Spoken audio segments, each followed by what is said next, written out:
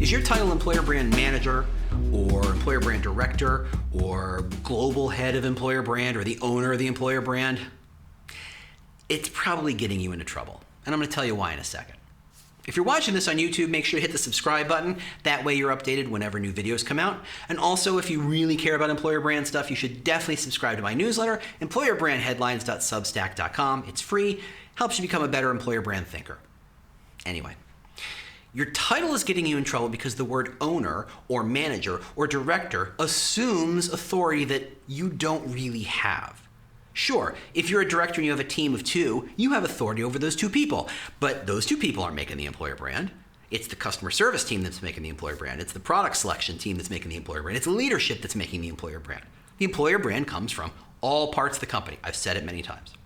So if you are responsible for employer brand, the way you change the employer brand is through influence. That's different from authority. Though I will say in the modern age of working, it sure feels like influence is a lot more powerful, a lot more useful than authority and power. I know plenty of CEOs who think they don't have a lot of power in their own business, even though they could probably fire everybody if they wanted to. But if you ask people to do things and they don't do it, you don't have a lot of authority. So the job is all about influence. So understand how you can influence others. And the fastest way to influence others, yes, argument is good, a good deck is helpful, right? Being able to seed and show people what good work looks like is certainly great. But the best way, the fastest way to create influence is to be that person's support team, is to show them what you're doing. If you want customer service to be a better partner for employer brand, be a better partner for them first. Build them content about what it's like to work there. Build their employer brand. Write the copy for their job posting that works better than the normal stuff you use. Make graphics. Build all this stuff. Build social media tools. Build social media campaigns for that team. Show them how your work helps them.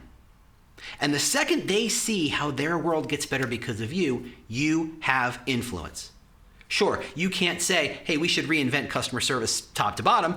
That's not going to happen. But you can talk about how negative customer service scores, once you have influence, impact the employer brand.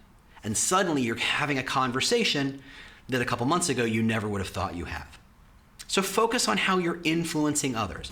That is how you're going to make a huge impact on your employer brand. Thanks so much for listening. I'll see you next time in the Employer Brand Minute.